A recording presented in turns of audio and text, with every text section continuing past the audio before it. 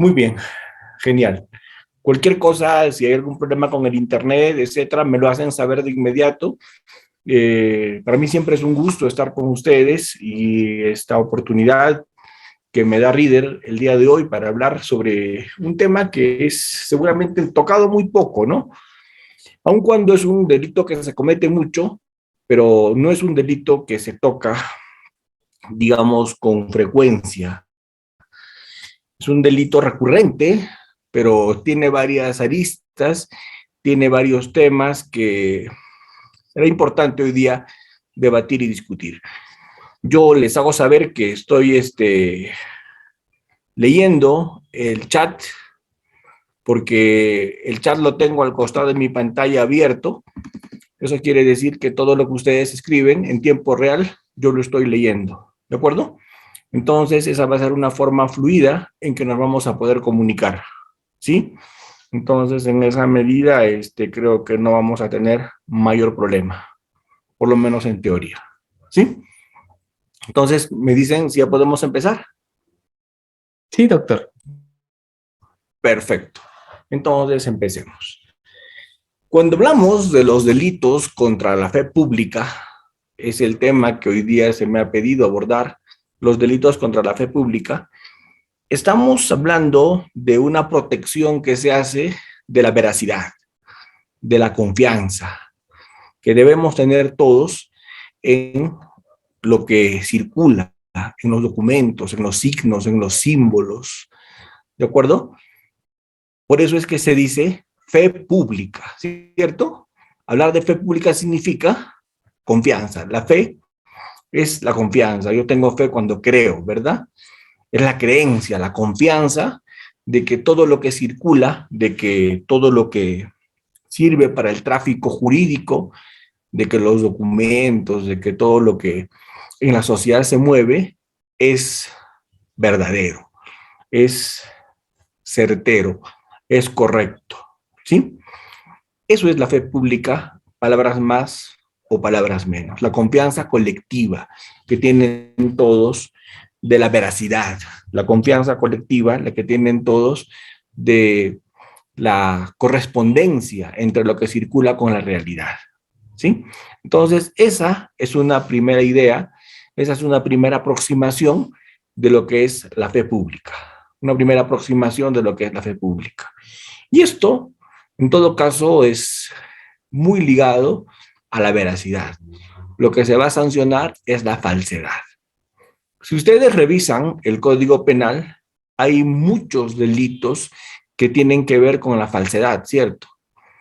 Cuando vemos nosotros el falso testimonio, la falsa declaración en proceso administrativo, la falsificación de moneda, el fraude en la admisión de personas jurídicas, los delitos de estafa, etcétera.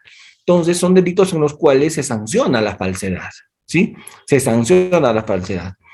Pero en los delitos contra la fe pública es algo así como tipos residuales para aplicar a los supuestos en los cuales no está una regulación específica. Estos son regulaciones residuales, son tipos penales residuales que se aplican en defecto de alguna regulación específica que haya sobre la materia de la falsedad. ¿De acuerdo? Entonces, esa idea quiero que la vayan teniendo de saque. Todos los delitos que he mencionado, entre otros tantos que he podido omitir, ¿cierto? Se cometen sobre la base de la falsedad, ¿no?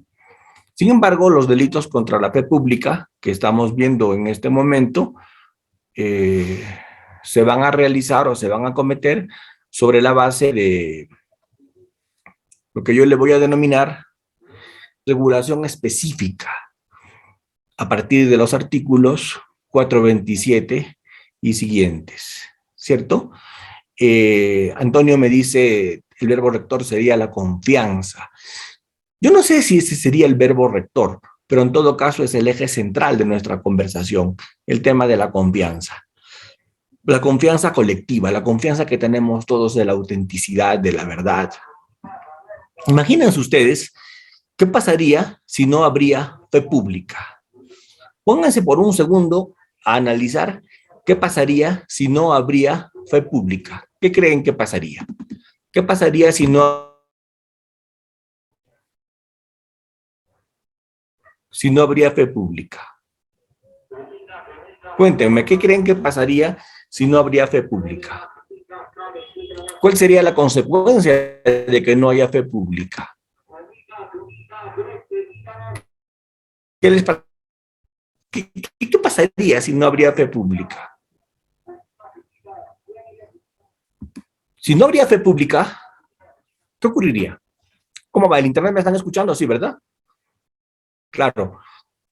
Doctor, disculpe, hay momentos que se entrecorta. A ver, avísame por favor, porque de pronto, no sé qué ha pasado, hay un bajón en la señal, pero Ahora ya está bien, doctor. Ya salen barritas blancas. perfecto, perfecto. Sí, sí, sí, es importante. Exacto, no habría seguridad jurídica, no habría tráfico jurídico, no podríamos contratar, no podríamos hacer nada. Cuando habría desconfianza, pues yo, hasta el policía que se me presenta y me pide documentos, yo le diría, ¿y cómo sé que usted es policía? Acá está mi carnet, señor, ¿y cómo sé que ese es su carnet? Pero acá dice, pues, Policía Nacional, pero ¿y cómo sé que esa es la firma de quien aparece ahí firmando? ¿Se entiende? Desconfiaríamos de todo. Nada podría realizarse, el tráfico jurídico se obstaculizaría, el trato social, las relaciones políticas, todo se caería. Entonces, se dan cuenta lo importante que es que en una sociedad, lo importante que es que en una colectividad exista esa confianza. Eso es básico, eso es fundamental, si no, nada funciona. Entonces, por eso es que gran parte de delitos en el Código Penal se han creado sobre la base de falsedades, sobre la base de falsedades, ¿cierto? Me dicen que se ha estado lagueando un poco la señal, pero para que no haya quedado en el aire nada que he dicho, voy a repetir algunas cositas. Yo había empezado diciendo que hay muchos delitos donde lo que se sanciona es esa falta de veracidad, ¿de acuerdo?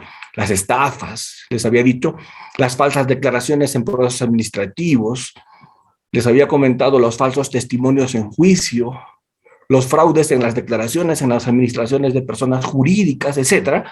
Les había dicho que hay muchos delitos que se han creado sobre la base de la falsedad, de la falta de veracidad. Y los delitos contra la fe pública son precisamente eso también. Combatir, tratar de sancionar la falsedad, la falta de veracidad. Pero en estos casos son 3 puntos fundamentales de los que habla el título 19 del Código Penal. Y este título 19 habla de 3 delitos. Del delito de falsedad material, 427, del delito de falsedad ideológica, 428, del delito de omisión en las declaraciones, 429, y hay el 430, 431, que son ya delitos específicos de falsedad, ¿cierto?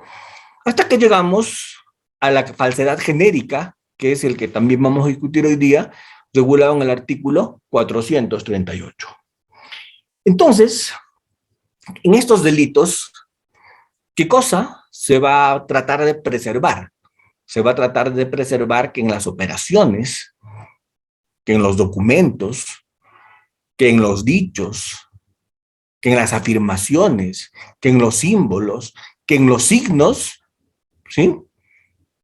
No se falte a la verdad. El artículo 427, que es el artículo de pronto de todos, el más conocido, ¿cierto? Es el que se refiere a la falsedad material. Y cuando hablamos de la falsedad material, estamos hablando de la adulteración. Estamos hablando de la creación de un documento falso. 2 formas de cometerlo. O creamos un documento falso o un documento verdadero lo adulteramos. ¿De acuerdo? Mientras que en la falsedad ideológica, estamos hablando de documentos públicos, y en la falsedad ideológica no es que creamos un documento falso. El documento es verdadero, El problema es que las declaraciones que hacemos constar al funcionario público que va a hacer el documento, o nosotros o el funcionario público hace constar ciertas declaraciones, esas declaraciones no se ajustan a la verdad. ¿De acuerdo? Eso se llama falsedad ideológica. El documento es verdadero, pero los contenidos, las afirmaciones que ahí se han vertido son falsos, ¿cierto? Sí, sí. El tema de la falsedad genérica ya es un tema que tiene que ver con lo que se dice el cajón desastre, ¿no? Lo que no está regulado en ninguna otra parte, pero falta la verdad, va a entrar en falsedad genérica. La falsedad genérica ya no es para documentos, porque para documentos es el 427, es el 428. La falsedad genérica es para todo lo que no sea documentos, ¿sí? Entonces, vamos a tratar de hacer algunos comentarios el día de hoy. Acá tengo la norma en mis manos. Vamos a tratar de hacer algunos comentarios el día de hoy respecto a qué elementos deben tener todos los delitos contra la fe pública. Todos los delitos contra la fe pública deben tener ciertos elementos. Todos, desde el 427 hasta el 438, A, B, hasta el final. Todos tienen que tener ciertos elementos. ¿Y cuál es el primer elemento de estos delitos? El primer elemento es, claro, la alteración de la verdad. ¿Sí? La alteración de la verdad. Porque todos estos delitos parten de una alteración de la verdad, como primer presupuesto. Como segundo presupuesto, además de alterar la verdad, lo que se tiene que hacer es tener la voluntad de utilizar ese documento, ese símbolo, ese objeto que se ha hecho falso, la voluntad de utilizarlo. ¿De acuerdo? Y el tercer elemento común, ¿cuál es? El tercer elemento común es que pueda eso causar peligro. Puede eso causar peligro. Los delitos contra la fe pública, salvo el delito previsto en el 438, los demás delitos son delitos de peligro. ¿Qué quiere decir eso? No se sanciona cuando se utiliza y se afecta. No se necesita la afectación. Son delitos de peligro. Esto es la sola adulteración con fines de utilización, con posibilidades potenciales de afectación, ya es delito. ¿Se entiende? Contrariamente a lo que muchos piensan, y muchos han argumentado y se ha discutido, es un tema bastante controvertido, si para que sea delito se tiene que utilizar el documento. Si para que sea delito, el documento tiene que haber causado perjuicio. La pregunta es, ¿cuál es la condición objetiva de punibilidad para que esto sea delito? Esa es una pregunta muy importante en este tipo de figuras. Y es muy importante zanjar, porque la Suprema ya lo zanjó en múltiple jurisprudencia que hoy día vamos a mencionar. ¿Y qué ha dicho la Corte Suprema? La Corte Suprema ha dicho, y creo que lo ha dicho ya con mucha claridad, que es un delito de peligro. No es un delito de resultado. ¿Qué quiere decir eso? Que el delito queda consumado en el momento mismo en el que, en el 427, por ejemplo, o se facciona o se adultera un documento falso, alterando total o parcialmente la verdad. ¿Sí? Si es que eso se hace para su utilización y si es que eso tiene alguna posibilidad de generar perjuicio. ¿Estamos claros? No estamos diciendo que tiene que causar un perjuicio, ¿eh? Por favor, eso quiero que quede claro. En el chat Antonio Prieto, por ejemplo, me está diciendo siempre y cuando cause un perjuicio. No, el perjuicio no tiene que haberse causado. El perjuicio es potencial. Tiene que haber la posibilidad de que se cause un peligro. ¿De acuerdo? Por eso es que yo hoy día voy a sentar una posición en estos delitos, porque en estos delitos hay que sentar una posición, ¿cierto? Entonces, ¿cuál es la posición que yo tengo, la posición que yo quiero sentar el día de hoy? El único delito que necesita un resultado a terceros, un perjuicio a terceros, es la falsedad genérica del 438. ¿De acuerdo? Pero todos los demás delitos son delitos de peligro. ¿De acuerdo? Son delitos de peligro. ¿Pero qué tipo de peligro? Vamos a preguntarnos, ¿qué tipo de peligro? ¿Peligro abstracto o peligro concreto? ¿Sí? O sea, yo muy respetuosamente discrepo con lo que dice, por ejemplo, Frisancho. Juan Daniel me dice peligro concreto, pero yo creo que es un peligro abstracto. ¿Por qué? Porque el solo hecho de falsificar un documento, de adulterar un documento para utilizarlo con potencial peligro, es suficiente para que el delito quede consumado. No se necesita que el documento ingrese necesariamente al tráfico jurídico, ni mucho menos que cause perjuicio a terceros. Y eso lo define como un delito de peligro abstracto, no de peligro concreto. Porque el peligro concreto exigiría la utilización. ¿De acuerdo? A ver, vamos a explicar un poquito más. Vamos a explicar un poquito más. ¿Sí?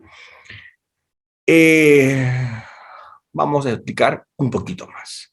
Por ejemplo, el doctor Fernández me dice, si uso un carnet de vacunación falso para ingresar a un trabajo, ¿cuál sería la afectación? Si estaríamos en plena pandemia, la afectación sería grande. ¿Por qué? Porque alguien que no está vacunado y que podría contagiar COVID estaría ingresando a un lugar, ¿cierto? Entonces ahí creo que está más que clara la afectación, ¿no les parece? ¿Cierto?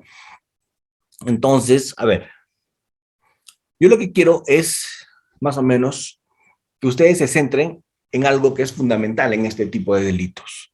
No toda falsificación es delito. Hay falsificaciones que simplemente son falsificaciones, pero no son delito. Por ejemplo, yo voy a, yo voy a poner el siguiente ejemplo. Luego no se preocupen, no se desesperen. Ahorita estamos en ideas genéricas.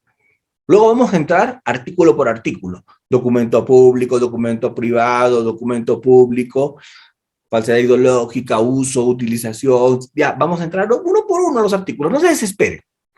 Ahorita lo que yo estoy haciendo es simplemente soltando ideas, fuerza, para que se entienda estos delitos. ¿De acuerdo? Porque creo que es importante sentar un marco teórico a partir del cual vamos a poder entender las demás figuras. ¿Sí? Vamos a sentar un marco a partir del cual vamos a entender las demás figuras. No toda falsificación es delito. Por ejemplo, yo he sido un pésimo deportista, ¿cierto? Les cuento, yo deportista no he sido, creo que yo jugaba fútbol en el colegio cuando llevaba mi pelota, ¿cierto? Entonces era tan mal deportista que nunca me hacían jugar, se peleaban por mí, pero para que no esté en su equipo, ¿sí? Entonces, ¿qué tal si mañana me voy a Zángaro o a algún lugar donde hacen esas cosas y les digo, así es, y les digo, por favor, les digo, quiero que me entreguen un diploma firmado por el IPD como futbolista calificado y destacado. ¿Estamos? Y me lo hacen. ¿Quién quieres que firme? Me pregunta. ¿Cierto? Yo digo que quiero que firme tal, que firme Héctor Chumpitaz, hermano, quiero que firme Chumpitaz. ¿Cierto? Y me sellan y me ponen deportista calificado. ¿Cierto? Yo lo llevo a mi casa y lo cuelgo en mi sala. Pregunto, ¿es un documento falso? Falsísimo. ¿Cierto? Es más falso que beso de, ya saben, ¿no? ¿Cierto? Entonces, ese documento que yo he colgado en mi sala es falso, sí, claro. Sin embargo, ¿dónde está allí mi idea de utilización? ¿Por colgarlo en la sala? ¿Dónde está mi idea del perjuicio? ¿A quién voy a afectar? ¿A quién voy a perjudicar? ¿Cierto? Sería muy complicado decir que eso sería un delito. Doctor, entonces, ¿para qué lo hiciste? Bueno, eso es para que mi hijo pues vea con mí un ejemplo y que él también se dedique al deporte. ¿Estamos? Ya, pero ¿dónde está el perjuicio, pues? ¿Dónde está la afectación? ¿De acuerdo? ¿Dónde está la afectación? Entonces, por ejemplo, en ese caso concreto, no hay ningún delito. Hay una falsificación, hay una adulteración, pero no hay ningún delito. ¿Por qué? Porque no se cumplen los demás presupuestos para que haya delito. ¿Y cuáles son los presupuestos para que haya delito? Además de la adulteración, de la falsificación, ¿cuáles son los demás presupuestos? El haberlo hecho con el fin de utilizarlo, ¿sí? Y con un perjuicio potencial. ¿De acuerdo? Doctor Almanza, y si con ese diploma usted que quisiera presentarse como profesor de educación física al colegio, pues ahí sí es delito o no, porque ahí sí lo voy a utilizar y ahí sí voy a generar perjuicio, porque voy a sacar de la competencia de manera desleal a una persona, ¿cierto? Pero yo les pregunto, yo soy abogado, yo soy fiscal en este momento, yo me dedico a la docencia, ¿ustedes creen que la voy a hacer de profesor de educación física difícil, cierto? Entonces, ese diploma que me habría hecho, lo hice tal vez para alimentar mi ego, para servirle como ejemplo a mi hijito. Pero delito contra la fe pública no es cierto, ¿o sí? No, ¿verdad? Porque no se cumplen los otros presupuestos. Entonces, yo quiero que entiendan eso como punto de partida, como prima facie de estos delitos, que entiendan eso como punto de partida. No toda falsificación se sanciona. No toda adulteración se sanciona, no toda falsedad se sanciona. ¿Qué necesita? Necesita que se tenga el propósito de utilizar y exista la posibilidad de generar con ello un perjuicio. ¿De acuerdo? Nunca se olviden de una cosa que es bien importante que recordemos todos. Exacto, Manuel, tal cual, Manuel Ruiz. No se olviden, no se olviden mucho, no se olviden mucho, líder Jacinto, entrégate a las autoridades, eso que me pones como ejemplo, que has falsificado tus notas en la universidad para postular un trabajo, eso sí es delito, líder Jacinto, eso sí es delito. Así que acógete a la confesión sincera de inmediato, ¿cierto? Eso sí es delito. ¿De acuerdo? Ok. Miren, entonces, la otra discusión, ¿cuál es? La otra discusión es cuál es el bien jurídico protegido. Y el bien jurídico protegido es la confianza, la fe pública, la confianza de todos de que lo que circula, lo que anda corriendo es auténtico, es correcto, es verdadero, ¿cierto? Eso es el bien jurídico protegido. Sin embargo, hay algunos autores que sostienen, yo no suscribo eso, por cierto, se los digo de ya, yo no suscribo eso, que dicen que es un delito pluriofensivo, que dicen que también afecta el patrimonio, que también afecta la libre contratación, que también afecta la libre competencia, etcétera, etcétera, etcétera. Y yo creo que eso no es exacto. ¿Por qué? Porque para los otros hechos, para los otros bienes jurídicos hay otros delitos.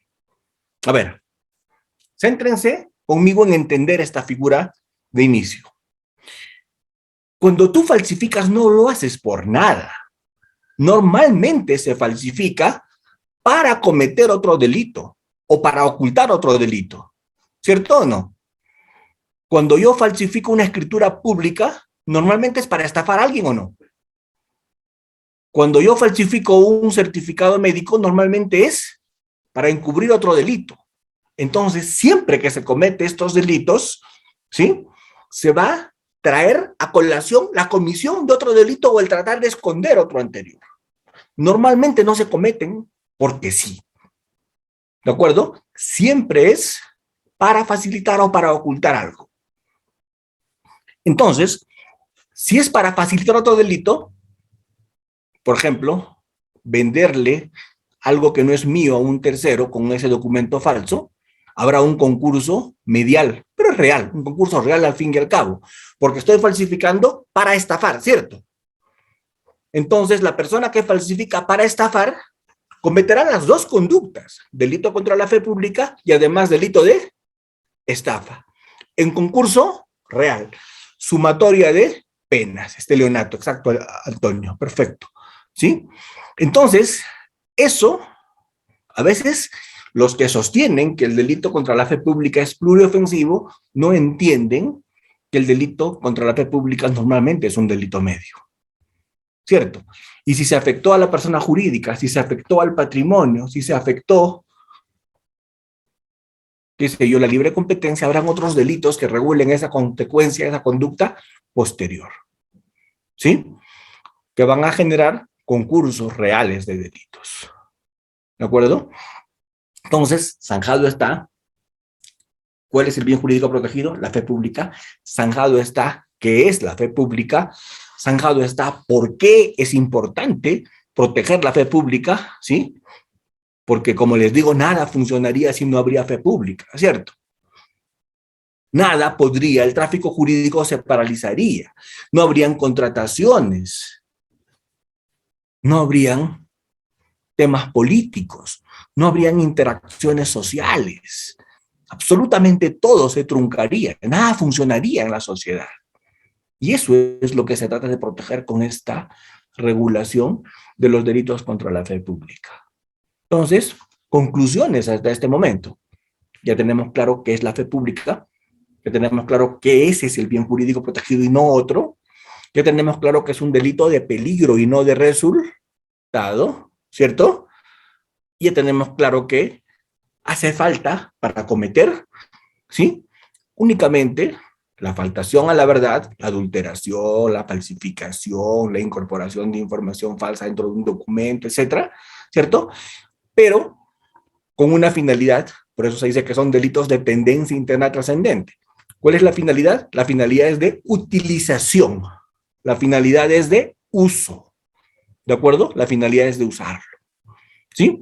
Y la condición objetiva de punibilidad, ¿cuál es? La condición objetiva de punibilidad es la posibilidad de causar perjuicio. ¿Se entiende? Entonces, miren, ya resumí en este momento toda la construcción jurídica de los delitos contra la fe pública. La conducta típica, ¿cuál es? Adulterar, falsificar, incorporar datos falsos, faltar a la verdad, según el artículo que sea, ¿cierto? Dar una certificación falsa, según el artículo que sea. Esa es la conducta objetiva, la tipicidad objetiva. La tipicidad subjetiva, ¿cuál es?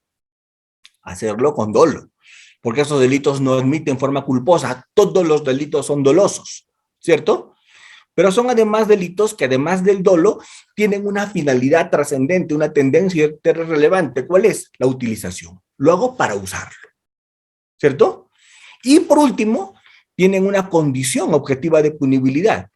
¿Y cuál es la condición objetiva de punibilidad? La posibilidad de causar, la posibilidad de generar un perjuicio. ¿De acuerdo? La posibilidad de generar un perjuicio. Entonces, esa construcción tienen que tener todos estos delitos. Esas son las ideas fuerzas en estos delitos, ¿sí? No necesitan un resultado para configurarse. No necesitan, sino el único ingrediente que estos delitos necesitan, ¿cierto? Es la posibilidad de generar un perjuicio. Son delitos de peligro. Es un perjuicio potencial que sea capaz de generar un perjuicio. ¿De acuerdo? Por eso es que yo no creo que sean delitos de peligro concreto, por eso es que yo creo y discrepo con lo que dice Frisancho, con lo que dicen otros autores, y lo hago muy respetuosamente, ¿cierto? Lo hago muy respetuosamente. ¿Por qué? Porque yo sí creo que esto únicamente exige que lo hagas con esa finalidad, que haya un peligro potencial, ¿cierto? Y el delito está consumado.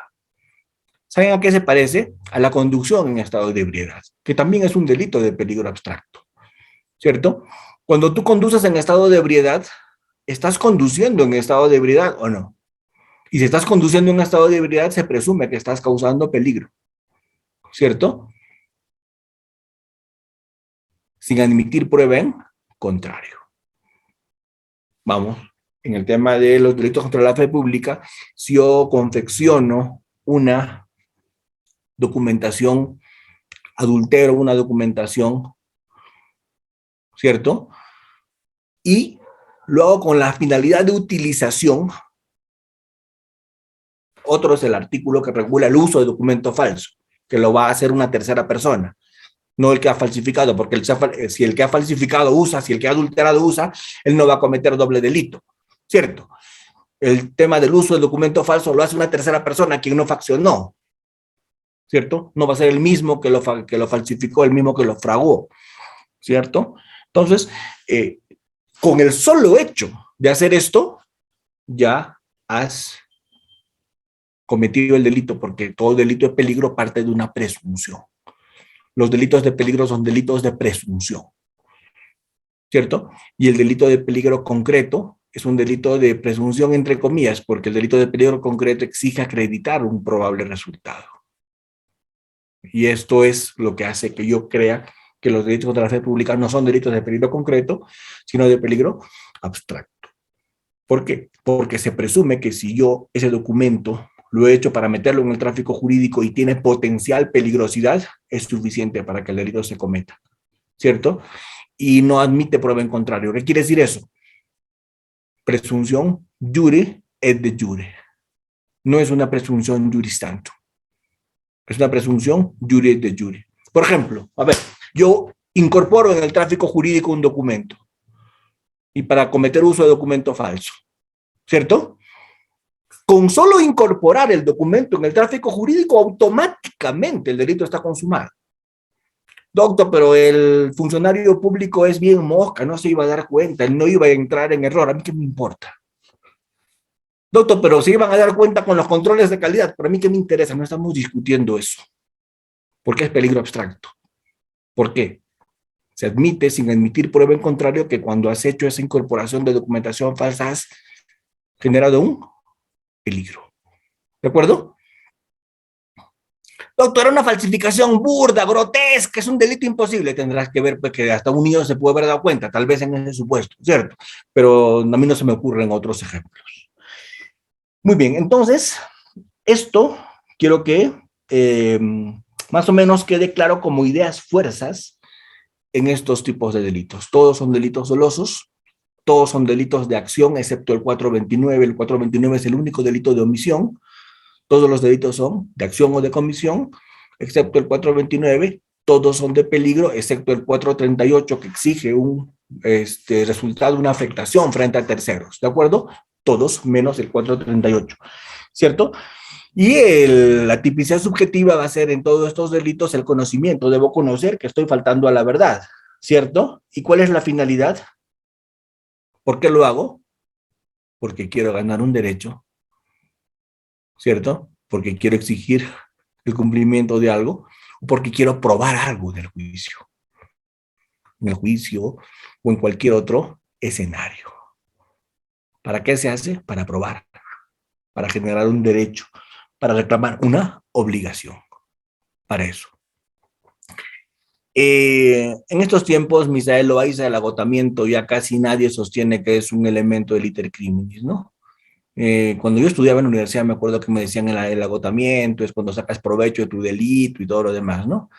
Hoy día el agotamiento ya pues casi ningún autor sostiene que existe y es más, el sacar provecho hace más bien que cometas nuevos delitos. Por ejemplo, si sacas provecho tal vez estás cometiendo receptación, si sacas provecho tal vez estás cometiendo lavado de activos, ¿cierto? Entonces el tema del agotamiento hoy día más bien pasa por meterte en otros delitos, ¿sí?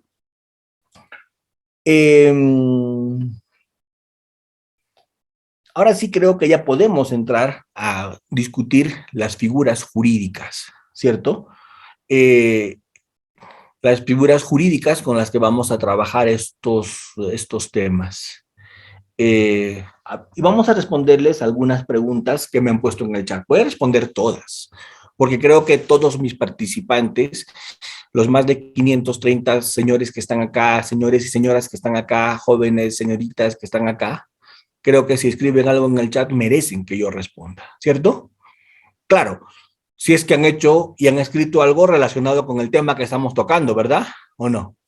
Porque si me han puesto una consulta jurídica, pues tampoco lo voy a responder, ¿cierto? Si están comentando algo que tiene que ver con lo que estamos hablando, yo gustoso. A ver, voy a empezar por el final, ¿sí? Vamos a tratar de responder todo lo que me están preguntando desde el comienzo, ¿sí? Vamos para entrar ya al análisis de las figuras concretas, ¿cierto? Una a una. A ver, vamos a empezar respondiendo. A ver, Son saludos, saludos, saludos, saludos. Sigo bajando, saludos.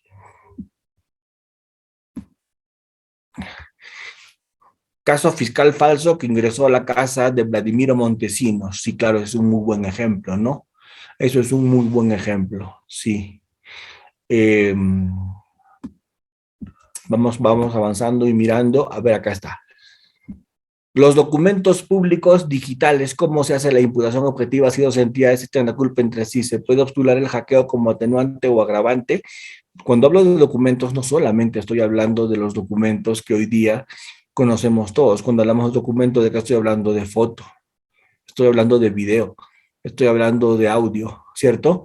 Hoy día estamos en una era digital, ¿no les parece? Entonces acá los documentos tienen otros matices ya. Eh, la muy de moda firma en blanco, las cartas enviadas por Olivera al Vaticano en su momento, ¿cierto? El notario simplemente es copy-page. Lo del notario, tienen que entender que lo que el notario hace es un documento público, una escritura pública, es un documento público. Incluso las legalizaciones son documentos públicos. Es muy gracioso que lo que haga el notario es documento público en este país, ¿no? Chistosísimo, ese es el chiste más grande. No que lo que haga el notario sea documento público, está perfecto, pero que el notario no sea funcionario público, ese es el chiste más grande, ¿cierto? ¿No?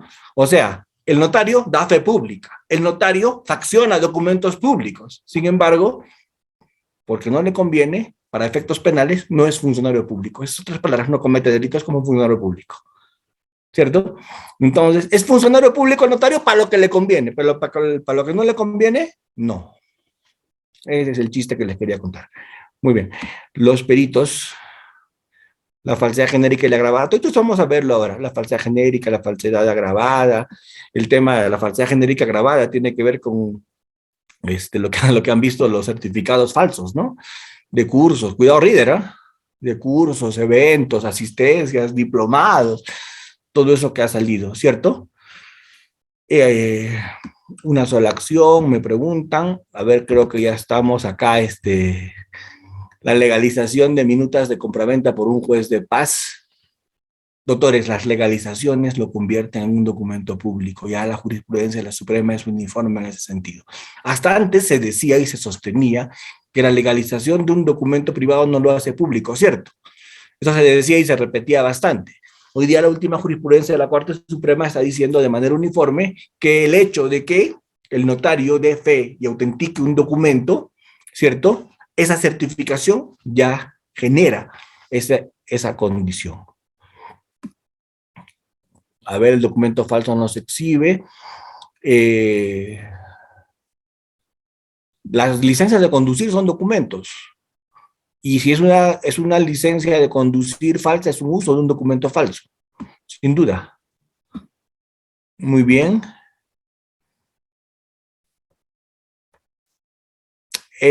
Falsificar certificados médicos es un delito específico contra la fe pública. La expedición de certificados médicos falsos. ¿Sí? ¿Sobre qué perjuicio recae la norma? No solamente es perjuicio económico, todo tipo de perjuicio. El sello y la firma de un abogado, claro que es delito, sin duda. Muy bien. ¿Qué más? El SOA también es un documento, sin duda. El tema del perjuicio, las notas de Reader en la universidad también, sí, claro que sí. Muy bien. Muy bien. Creo que ya estamos contestando la mayor cantidad de las interrogantes que ahí se han puesto, ¿sí? Ahora sí vamos a entrar, para que no nos alcance, para que no nos falte el tiempo, vamos a entrar a analizar todo lo que tiene que ver con los delitos ya en específico. Líder, ¿puedo compartir PPTs? ¿Sí? Sí, doctor, está disponible. Perfecto. Entonces, voy a compartir diapositivas para hacer una sesión un poquito más precisa con algunos delitos que voy a yo compartir.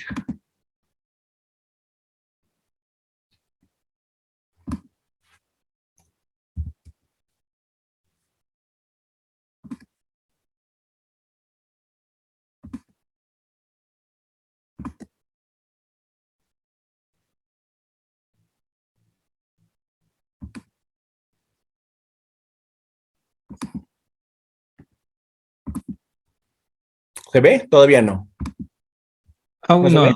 No. Muy bien. Ahí estamos. Creo que ahí ya lo podemos ver. Sí. Muy bien.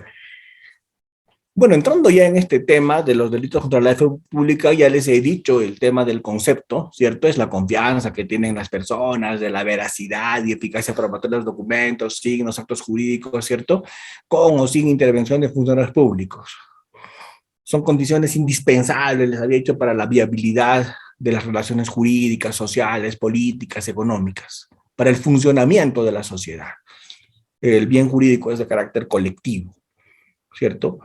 Les había dicho que la fe pública parte de la apariencia de conformidad, ¿cierto? Estos son delitos medio y son delitos fin para cometer otro delito y ocultar otros delitos, ¿sí? Es importante recordar que estos delitos son delitos de peligro. En casos como el de falsedad genérica, peligro concreto, y en casos como los del 427, 428, peligro abstracto, ¿cierto? Entonces, estamos hablando acá de estos artículos que son de peligro abstracto y los demás vamos a hablar que sean delitos de peligro concreto. Muy bien. El objeto material de estos delitos, creo que lo hemos dicho ya, tienen que ver con documentos públicos y documentos privados, con otro tipo de símbolos, con otro tipo de signos, ¿cierto? Pero los documentos públicos, vamos a verlos a continuación, tienen ciertas características. Los documentos públicos tienen ciertas características. ¿Qué es un documento público? Ahí lo van a mirar ustedes. ¿Qué es un documento público? ¿Cuándo estamos ante un documento público? Estamos ante un documento público cuando lo ha otorgado un funcionario público ejerciendo sus funciones, ¿cierto? El documento público, esa característica debe tener, no solo que lo haga un funcionario, sino que lo haga un funcionario ejerciendo su función, ¿cierto? Por ejemplo, yo soy un funcionario en este momento porque trabajo en el Ministerio Público, pero si yo hago un contrato de alquiler, pues no es un documento público. Pero si yo emito una acusación, sí será un documento público, porque lo he hecho en ejercicio de mis funciones, ¿cierto? Los documentos privados son documentos entre particulares, ¿cierto? Y no tienen tantas formalidades o solemnidades que deben cumplir el tema de los documentos públicos. Los documentos públicos tienen más formalidades, más solemnidades que cumplir, porque tienen que dar un grado superior de seguridad y confianza. ¿Cuáles son los requisitos para que un documento sea público? El documento primero debe ser expedido por funcionario público, que es el que le va a dar fe a esto, ¿cierto? Segundo, debe ser expedido por funcionario público, pero lo haga ejerciendo sus funciones. Solo son considerados como tales los que han sido expedidos por el funcionario público cuando los ha hecho en ejercicio de sus funciones, ¿sí? Y el documento debe cumplir las formalidades legales establecidas por ley, porque son documentos, como les había dicho, que están precedidos de determinadas solemnidades y formalidades que tienen que cumplirse. Solo así van a tener valor y van a tener validez. Hay documentos instrumentales, vamos a hacer rapidísimo una mención solamente de las clases de documentos públicos, instrumentales, ¿cierto? Que se caracterizan por dar fe pública de la existencia del documento, partiendo de competencia del funcionario público o servidor público. No son instrumentales, en algunos casos son certificaciones más bien, para que dan fe de la existencia de otros documentos o de otros hechos. Hay temas donde se hacen autorizaciones, hay documentos de función receptiva, donde se transcriben o se reciben ciertos documentos, ¿sí? Hay documentos de función creativa, para los funcionarios que ejerzan sus funciones dando actos de administración, por ejemplo. Los documentos oficiales, ¿cierto? No son necesariamente lo mismo que los documentos públicos. Ahora, hay documentos públicos que se caracterizan también por haber sido documentos públicos por dónde van dirigidos. Documento público por dirección. Está dirigido a un, por ejemplo, un formulario que se llena para la SUNAT, ¿cierto? Hay documentos simples, hay documentos complejos, hay documentos colectivos, hay documentos compuestos, ¿cierto? Hay documentos dependientes. ¿Por qué es tan importante hablar de documentos públicos? ¿Por qué le dedico tantas presentaciones a clasificar los documentos simples, complejos, colectivos, compuestos, dependientes? ¿Por qué me meto a analizar tanto los documentos públicos? Sus características, cuándo no son, ¿cierto? Los tipos de documentos públicos según su contenido, según su origen. ¿Por qué me meto a analizar documento público por su origen, documento público por contenido? ¿Por qué? Porque los delitos contra la fe pública, cuando son cometidos respecto a documentos públicos, tienen una pena bien alta. ¿De acuerdo? La penalidad es muy alta y son delitos graves, porque todo documento contra la fe pública respecto a documentos públicos, todo delito contra la fe pública respecto a documentos públicos tiene una gravedad mayor. ¿Sí? Y además, incluso se va a dar la figura de la falsedad genérica. Acá vamos a ver todo el catálogo de delitos contra la fe pública que están previstos en el Código Penal, ¿cierto? Creo que el delito que todos conocemos es el 427, es el más conocido de todos, el famoso delito de falsedad material, ¿cierto? O el de la falsedad ideológica, el 428, ¿cierto? El 428B, con el reporte de volúmenes de pesca capturados, esto aparte de las concesiones que se hicieron en el mar peruano, ¿cierto? El tema del delito, el único delito omisivo que hay en el código, que es el 429, que es el que regula el tema de la omisión en documentos, omisión en declaraciones, ¿cierto? El tema de la supresión, destrucción y ocultamiento de documentos, el 430, la expedición de certificados falsos, como les comentaba hace un momento, hay una regulación específica para los certificados médicos falsos que están en el 431, las simulaciones de accidentes de tránsito para cobrar seguros, ¿cierto? El 432 que tiene que ver con la inhabilitación, el 433 que tiene que ver con la equiparación, con los documentos que se equiparan, ¿no? Los títulos valores, testamentos. Esto es una innovación que esto no había en el código del 24, con el código del 91 se incorpora esto de la equiparación del 433 de documento público. Este tema de la falsificación de marcas o contraseñas oficiales, ¿cierto? Las marcas oficiales del 437, el cajón desastre, el 438, el tema de los certificados, los diplomas del 438A, y el delito de peligro abstracto por excelencia, que es la falsificación o tenencia de instrumentos para falsificación. Esto es un abstracto por excelencia, ¿no? El 439. Como se han dado cuenta, ya no aparece acá la falsificación de moneda. ¿Por qué? Porque la falsificación de moneda se ha ido a otro título en el Código Penal. Ya no está dentro de los delitos contra la fe pública. La falsificación de billetes o monedas. Muy bien. Entonces, vamos rápidamente al 427. El 427, ¿qué regula? El 427 regula, ¿cierto? Como les dije, la alteración de la verdad creando una apariencia de la misma. Hay dos tipos de falsificación, ¿cierto? Que es cuando se facciona un documento o cuando se adultera un documento. ¿De acuerdo? En ambos casos se incurre en este delito. Este es el famoso delito de falsedad material. Pero esta alteración tiene que ser apta para producir un daño, un perjuicio potencial. Es capaz de poner en peligro, poner en riesgo intereses ajenos. Y además se ha hecho con esa finalidad. Se ha hecho con la finalidad de que sean utilizados en el tráfico jurídico, que ingresen al tráfico jurídico. Acá el bien jurídico protegido es la fe pública, la confianza colectiva de que todos los documentos, instrumentos sean conforme a la realidad, conforme a la verdad. ¿Sí? ¿Cuál es el objeto material de este delito? El objeto material de este delito, del 427, ¿cuál es el objeto material? El documento. ¿De acuerdo? Pueden ser documentos electrónicos, pueden ser documentos digitales, como me hacían las preguntas los colegas hace un momento. Hoy día en estas épocas, en estos tiempos, creo que hay más documentos digitales que documentos físicos. El sujeto activo lo puede cometer este delito cualquier persona, no necesita un sujeto activo calificado.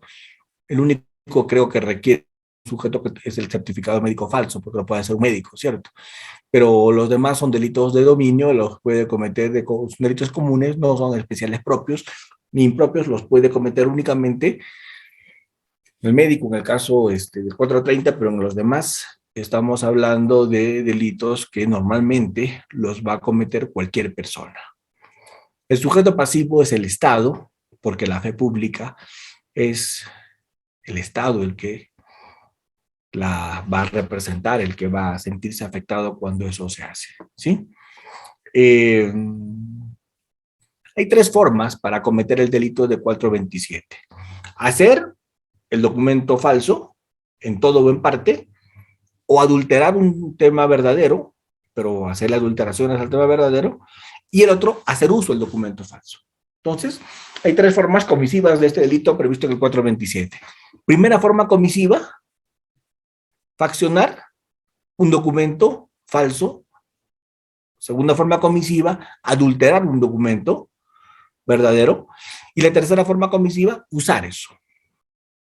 ¿Cierto? Ahora, está zanjado que aquel que facciona y usa comete un solo delito. Pero puede darse el caso de que uno faccione y el otro lo use. ¿De acuerdo? Uno sea el autor de la falsificación, de la adulteración, y el otro sea el autor del uso de documento falso. Eso puede ocurrir. Estos delitos del 427 son delitos normalmente dolosos. Ya les dije, ningún delito contra la fe pública es culposo, todos los delitos son dolosos, ¿cierto? Y como son delitos de peligro, no existe tentativa, ¿de acuerdo? Tal vez hay discusión sobre si puede existir o no tentativa en el tema de el uso del documento falso. Imagínense que esté en la cola para entregar el documento a la entidad X y ahí me agarran, tal vez, ¿no? Podríamos discutir una tentativa en esos casos, ¿cierto? Entonces, ¿cuándo el delito se consuma? Cuando se crea un documento falso, se adultera para utilizarlo, con la finalidad de utilizarlo y eventualmente causar perjuicio. Como les digo, son delitos de peligro. Para cometer este delito no tengo que haberlo utilizado. La idea es que yo lo haya creado con la finalidad de utilizarlo con eventual perjuicio. Eso creo que lo hemos explicado ya bastante. El otro artículo fuerte acá es el artículo 428. El artículo 428 tiene que ver con la falsedad ideológica, ¿no? ¿Cierto? El documento es auténtico, es un instrumento público auténtico, ¿cierto? Sin embargo, allí se han hecho constar datos falsos, ¿de acuerdo? Igual sigue siendo el bien jurídico protegido de la confianza colectiva, de la veracidad de los documentos que ahí rezan, pero lo que se está protegiendo acá, como en todos estos delitos, siempre es la verdad. ¿De acuerdo? Sujeto activo puede ser un funcionario público que inserta, sabiendo, lo inserta, o puede ser el tercero que hace insertar. O sea, el sujeto activo pueden ser dos en falsedad ideológica. El sujeto activo podría ser uno, el funcionario que inserta sabiendo lo que está insertando, y dos, el que le hace insertar, o sea, el que lo sorprende, el funcionario público, y le hace insertar declaraciones falsas que deban probarse con el documento. ¿De acuerdo? Sujeto pasivo sigue siendo el Estado, y como les digo, la acción típica es en dos momentos, ¿cierto? Cuando es el funcionario y cuando es el particular. Lo puede cometer el funcionario como también lo puede cometer el particular que sorprende al funcionario y le hace ingresar documentos falsos para perjudicar, con la finalidad de perjudicar a terceras personas. Como repito, todos estos delitos contra la fe pública son delitos dolosos, ¿cierto? Porque quieren que el autor conozca el contenido del documento no es exacto o verdadero y admiten tentativa, ¿cierto? En algunos casos, como les había dicho, es un tema de peligro concreto, como en este del uso, en el tema del uso es peligro concreto, ¿cierto? Pero en el tema de la facción, en el tema de las maquinarias, etcétera, son delitos de peligro abstracto. Entonces, hay delitos concretos y hay delitos abstractos. La falsedad genérica, por ejemplo, es abstracto, es concreto, perdón. Entonces, ahí tenemos que mirar cada delito, si es de peligro concreto o de peligro abstracto. La consumación va a ser cuando se dé la posibilidad de causar perjuicio desde el momento en que se produce esa información falsa. ¿De acuerdo? El artículo 428b es un artículo que se hizo pues a partir de todas estas concesiones que se hacen de pesca, ¿cierto? Para resguardar el aprovechamiento sostenible de los recursos naturales, para que no se lleven el patrimonio del país de una manera impune, los recursos hidrobiológicos renovables, esto es la pesca, ¿cierto? Eh, cuando se comete este delito, cuando se hace un reporte de volumen distinto al que realmente se ha capturado. Bueno, yo creo que eso podría haber calzado en falsedad genérica sin ningún problema, pero bueno, han querido crear una regulación específica, una regulación típica para eso y bueno, ¿de acuerdo? El bien jurídico siempre va a ser la fe pública, pero en este caso específicamente, cuando alguien que se dedica a la pesca tiene una concesión para pescar, burla el tema de los límites máximos de captura, ¿cierto? Porque introduce reportes falsos, ¿cierto? Entonces, en este tema igual es el tema de la captura de, hemos visto nosotros en el tema de los chinos, por ejemplo, cuando estuvieron en nuestro mar, a veces se ha detectado que reportaban falsamente los volúmenes de pesca que ellos tenían, ¿no? Entonces el sujeto pasivo va a seguir siendo el Estado, el sujeto activo va a ser el que tiene esa concesión de pesca y la acción va a ser la declaración que falte a la verdad en cuanto a los volúmenes de captura de los pescados, de las pescas que se han realizado, ¿sí? Todos estos delitos siguen siendo delitos dolosos y se van a consumar con la mera inserción. No se necesita un perjuicio efectivo. La mera inserción, la mera información falsa, ¿cierto? Que generalmente tenga un potencial peligro, ¿cierto? El 429 les había dicho, es el único delito regulado como delito de omisión, todos los delitos son de comisión, de acción, el único delito contra la fe pública de omisión es el 429, ¿cierto?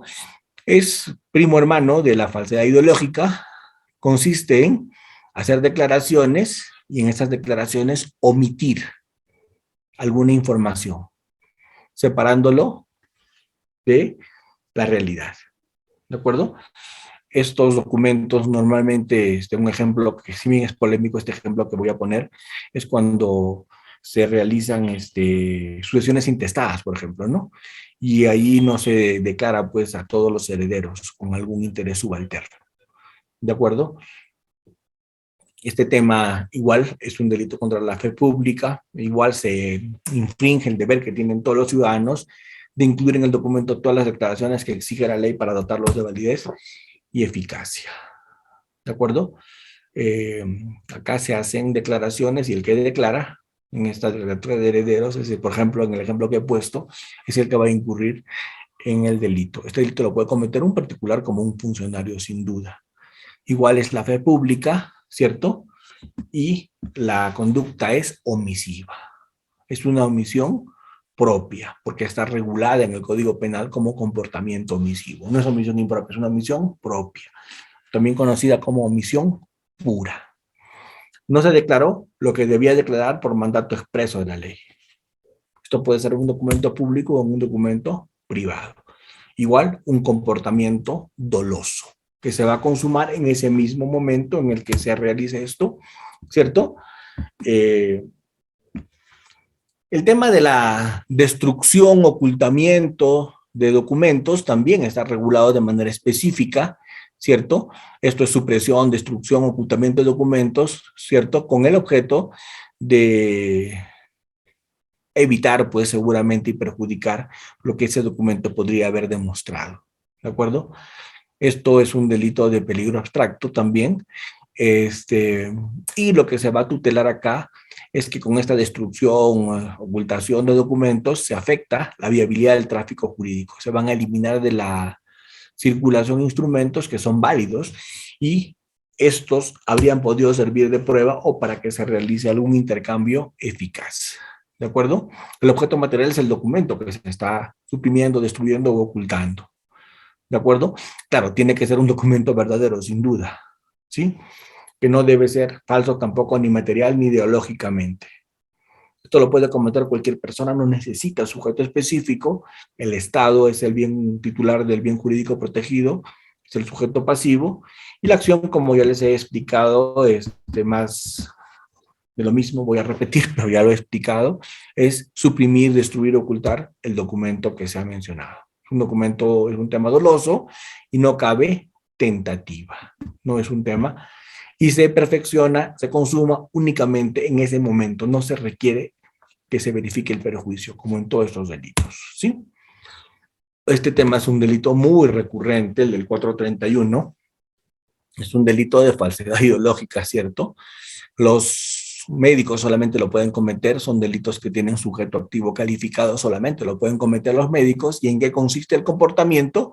El comportamiento consiste en el documento, ¿cierto? Que es el certificado médico, se hacen incluir declaraciones falsas. Solo lo puede cometer el médico, ya les he dicho, y el sujeto pasivo va a seguir siendo el Estado. ¿Y cuál va a ser la conducta típica? Extender el certificado médico falso, primera conducta típica, y segunda conducta típica es utilizar el certificado médico falso. ¿De acuerdo? En el que normalmente se diagnostica una enfermedad inexistente, ¿no? La inexistencia de una enfermedad. Son delitos dolosos, el médico debe saber que esto es falso, que no tiene la dolencia que está certificando, ¿cierto? Y facilitárselo al particular quien lo puede utilizar y también va a cometer un delito de peligro en que tampoco hay tentativa, ¿de acuerdo?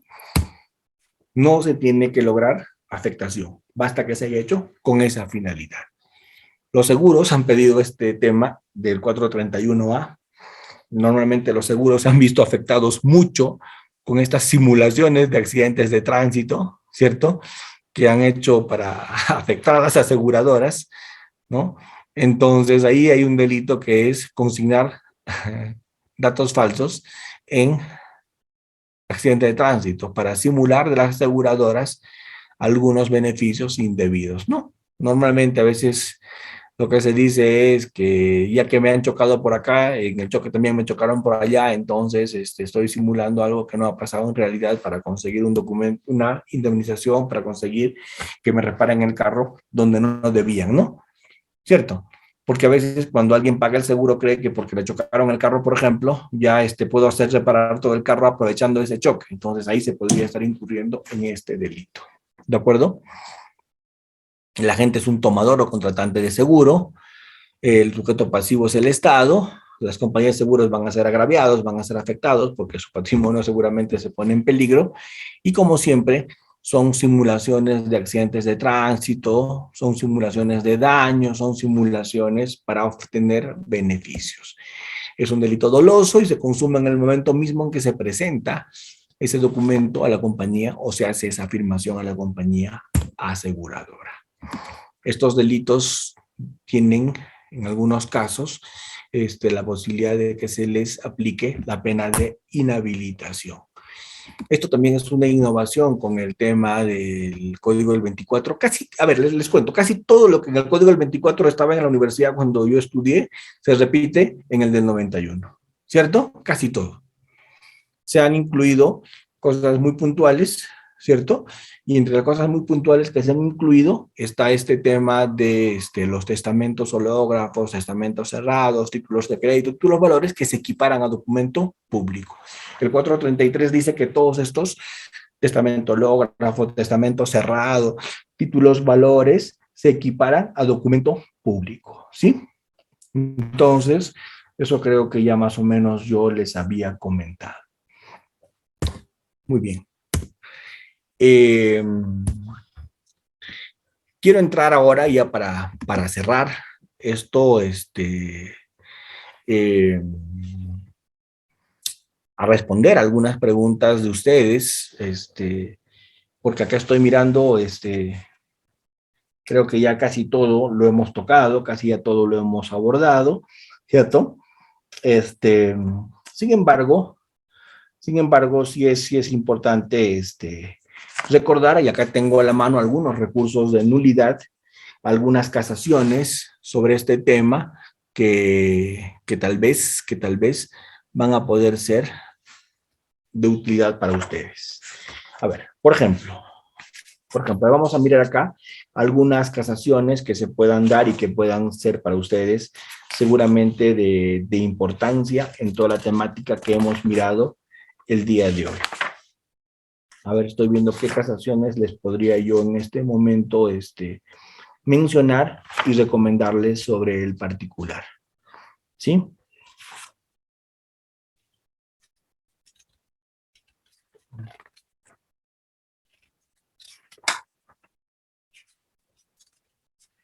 Los temas más puntuales sobre los que la Corte Suprema se ha pronunciado es sobre si son delitos de peligro, son delitos de resultado, cuándo se produce el momento consumativo del delito, lo que me están preguntando ustedes acá. Acá les voy a mencionar algunas casaciones relevantes y algunos recursos de nulidad también relevantes. Por ejemplo, el recurso de nulidad 2102 del 2013, ¿cierto?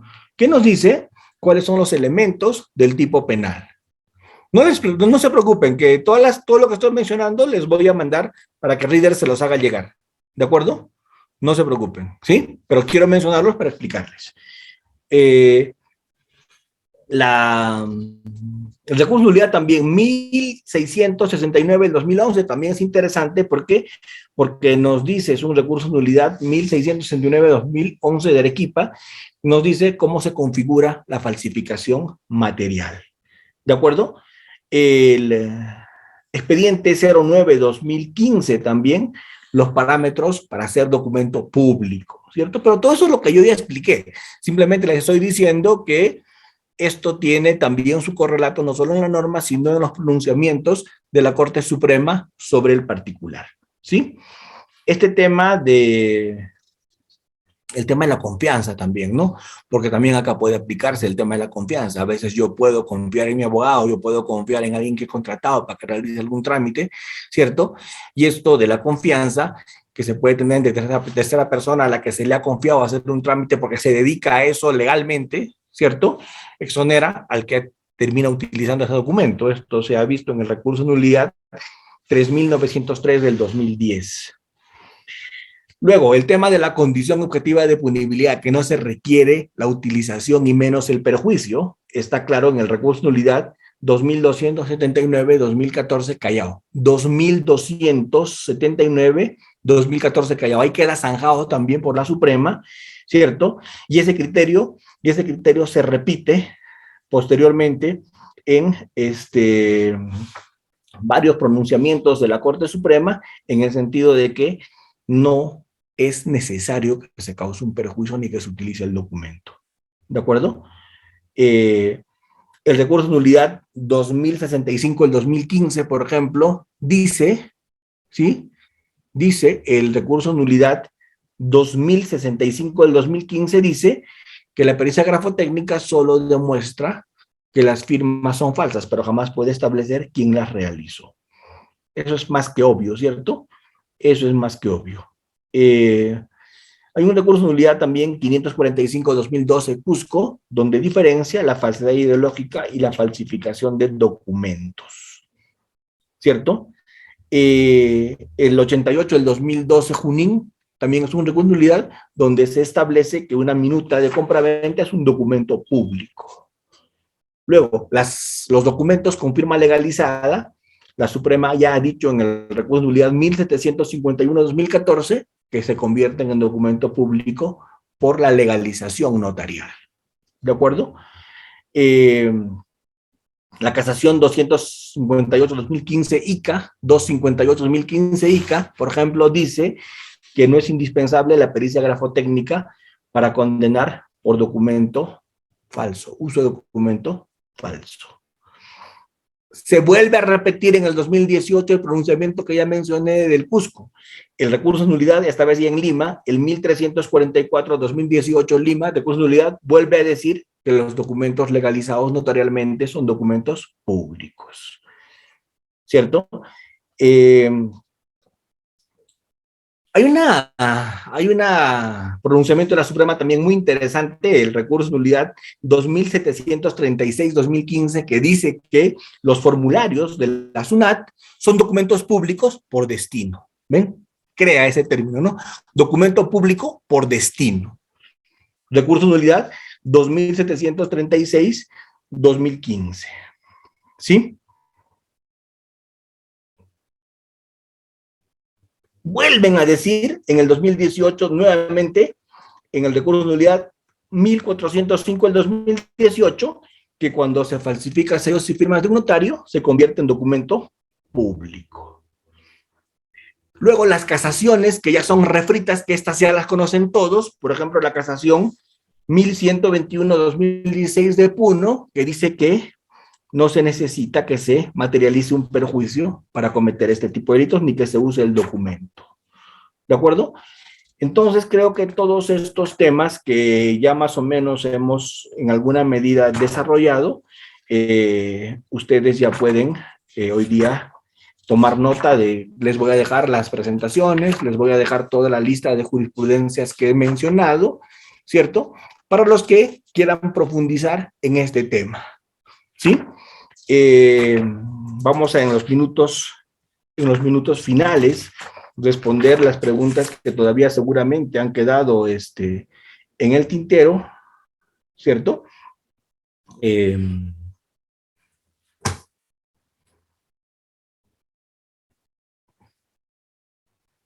Si el fiscal solicita un informe a una autoridad y en dicho informe se consideran falsedades, sí, claro que es delito. Cuando se ha encargado a personas para que brinden capacitaciones y les entrego hojas para que sean rellenados con los datos de personas capacitadas, pero verifico que esos datos no concuerdan, podríamos denunciar, claro, esto es el 438A, la forma agravada de falsedad genérica. Ocultar un documento incurre en el 430, sí, claro, si después lo saco igual ya incurro. ¿Por qué? Porque ya en su momento lo escondí. Entonces la ley no distingue cuánto tiempo debo esconderlo, ¿cierto? Presentar un currículum falso 2 años después de estar trabajando en una plaza a la que se ingresó. ¿Es delito? Claro que sí. Por supuesto, has usado el documento falso. Doctores, como verán, hay varias preguntas, hay varias interacciones de parte de todos ustedes, pero como soy siempre fiel a mis criterios, permito al terminar cada sesión, ¿cierto? Que varios de mis participantes puedan alzar la mano y darles el audio. Líder Jacinto, ¿estás allí? Sí, doctor. Estimados participantes, por favor, si pudieran activar sus cámaras en el momento de la interacción. Doctor Luis, disculpe si no puedo pronunciar bien. Doctor, yo sé mejor. Doctor, adelante. Doctor Frank, buenas noches, qué gusto. ¿Cómo está, doctor? Yo tengo una pregunta particular, ¿no? Mire. ¿Esa es pregunta o doctor? Bueno, consulta. ¿no? Mire, pero la consulta es... No, es que no es sobre un caso, ya. El caso en realidad ya pasó hace mucho, sino que el caso me dejó a mí una duda muy grande, ¿no? Los grafotécnicos tienen un concepto muy particular sobre lo que es un documento falso, ¿no? Ellos tienen su propia doctrina, ¿no? Los peritos grafotécnicos. Entonces, lo que pasa es lo siguiente.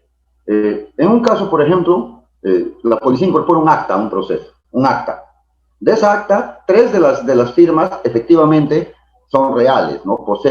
Le pertenecen al instructor que la formuló y a otros 2 participantes. Pero la firma del fiscal, concluyen los grafotécnicos en la pericia, no es una firma. Lo que es una impresión digital, dicen ellos, ¿no? O sea, es un escaneo, en términos comunes. O sea, entonces ellos concluyen en su pericia que es un documento fraudulento. Ellos explican, en el caso explicaron en su momento, que ellos no dicen falso porque el documento fue fabricado por el policía que dice que lo fabricó. Entonces no es falso, dicen ellos, ¿no? Pero el fraude, creo que más va por el fraude procesal, se produce porque, pues, obviamente, según el artículo 120, quienes firman un acta son las personas que participan en la diligencia. Y si el fiscal participó, estuvo presente en la diligencia, ¿qué necesidad hay de poner su firma escaneada? ¿No? ¿No le parece a usted? Entonces ahí creo que se produce un tema de fraude, por eso van ellos por documento fraudulento. Yo le pregunto a usted, ¿no? Porque al final nunca se esclareció, el documento llegó al juicio, estuvo ahí, finalmente no se valoró, ¿no? Pero nadie asumió la responsabilidad de esa mala actuación policial. ¿Eso es falsificación? ¿No es falsificación? O sea, me quedó una duda muy, muy grande después de este caso, ¿no? No, muchas gracias, doctor Luis, por su... ¿Cómo es? Luis. Bueno, por su pregunta, muchas gracias. Miren, a mí me queda claro que normalmente eso puede tener una explicación, ¿cierto? Y puede que eso no haya faltado a la verdad.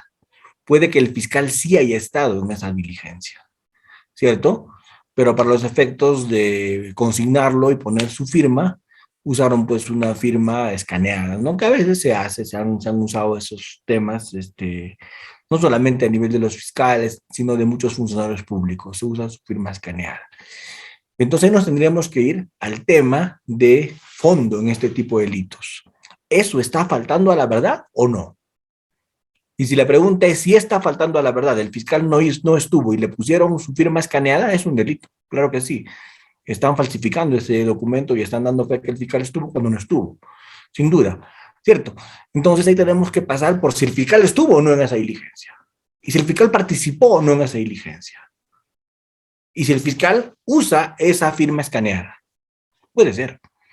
Pero si le pusieron la firma sin que el fiscal haya estado para validar el documento como si el fiscal hubiera estado, eso es falsificación agravada. Porque lo que habrían hecho es eh, hacer aparecer en un documento público algo que no existe, como es la participación del fiscal. ¿De acuerdo? Entonces, creo que por ahí pasa el tema, apreciado doctor. Muchas gracias por participar. Excelente, Mari doctor. Tatiana. Doctora Marita Tiena, ¿podría activar su cámara, por favor? Adelante, muchas gracias. Está activo su audio, puede iniciar. Buenas noches, doctora Almanza, y mucho gusto verlo por esta plataforma. Tengo Gracias. dos consultas en concreto. La primera de ellas es... Por favor, Sí, por sí, favor. ya. Mi pregunta es si es que es responsable penalmente el representante de una persona jurídica que se presenta con una propuesta a una licitación del Estado y entre los documentos que acreditan el perfil técnico de su equipo de profesionales adjuntan títulos o certificados de capacitación adulterados o falsos, pero que estos hechos son corroborados en verificaciones posteriores, pero para variar el asunto, la presentación de la documentación suscrita por el gerente, las propuestas, no lo hace directamente el gerente, sino terceros, ¿no? Esa sería mi consulta, doctor. A ver, ahí entramos en otro tema ya. Ahí entramos en el tema de la responsabilidad, ¿cierto? En entidades, en empresas, en personas jurídicas. Y la pregunta que siempre gira, la pregunta que siempre da vueltas es, ¿el gerente responde por todo lo que pasa en la empresa? Y no necesariamente, ¿no? Porque lo que tenemos que ver acá es un tema que en Impulsión Objetiva hemos estudiado más de una vez cuando han tenido sesiones conmigo. Tenemos que ver el ámbito de competencia de cada una de las personas, ¿cierto? De pronto no era ese su ámbito de competencia del gerente, de pronto el gerente no tenía que presentar los documentos él en esa licitación, de repente eso había un gerente, alguien de menor rango que se encargaba de hacer ese tema de la documentación. Entonces tendríamos que mirar cómo es que funciona esa empresa y cuál es el ámbito de competencia de cada uno de los gerentes, los subgerentes y cómo es el organigrama de esa empresa para mirar el ámbito de competencia de cada uno. Pero lo que sí le voy diciendo es, per se, el gerente no responde pues de todo lo que pasa en la empresa. Eso sería absurdo, ¿cierto? Pero sí puede ser que en esa empresa determinada el gerente sí tenga entre sus funciones hacer eso. Y si él lo habría delegado, así lo habría delegado, él tiene una cuota de responsabilidad porque sí era parte de su esfera de competencia. Y así lo habría delegado, él tenía el deber de supervisar. y no estaba para confiar. Y ahí sí lo podríamos jalar y sí podría responder. Pero como digo, es empresa por empresa y teniendo el tema del ámbito de competencia de cada uno de los funcionarios. ¿Sí? Hay una sesión de imputación objetiva donde precisamente trabajé ese tema. ¿Ya? Excelente, doctor. Estimado Tralus, por favor, una pregunta también, porque ciertamente para que algunos participantes puedan intervenir. Adelante. Sí, no se preocupe. Buenas noches, doctor, y todos los presentes. Bueno, yo quisiera hacerle una consulta. ¿Qué pasa si una persona es contratada por sus funciones del servicio de corretaje del inmueble? Entonces, la otra parte no representa la otra parte que supuestamente es dueña del inmueble. Esta parte le da a esta, a esta señora, por así decirlo, ¿no? A esta entidad que le da la minuta y documentos contribuyentes al SAT. Pero en esta minuta se establece que supuestamente esta señora es propietaria, pero en realidad no es la propietaria. ¿Estaría esta señora que es la que fue contratada por corretaje del inmueble, se le podría imputar el delito de estelionato porque ella no sabía que esta señora que decía ser la supuesta propietaria no era la propietaria? Simplemente Claro, le mostró, sí, me queda claro. Ahí podríamos aplicar el documento que yo hace un momento leí, el tema de la resolución de la Corte, de la Corte Suprema, que habla sobre el tema de la confianza, ¿cierto? El tema de confianza cuando se presenta un documento por alguien que le asegura que tiene las posibilidades de saber pues de ese documento y se lo entrega y el otro simplemente cumple con presentarlo, con hacer la tramitación correspondiente. Entonces allí pues se aplica el recurso de nulidad 3903 del 2010, ¿cierto? Donde se dice que cuando no le corresponde, cuando no es su función, cuando no es su rol de la persona hacer ese nivel de verificaciones y más bien confía en lo que la otra persona le entrega, precisamente ese es el tema pues, de la fe pública. Yo confío en que lo que me estás dando es correcto y yo eso hago y lo presento porque es mi trabajo, ¿cierto? Entonces ahí podría aplicarse ese recurso de nulidad y podría a partir de ese recurso de nulidad exonerarse responsabilidad a esta corredora que terminó presentando su documento, pero si se ve que hay un contexto de confianza, ¿no?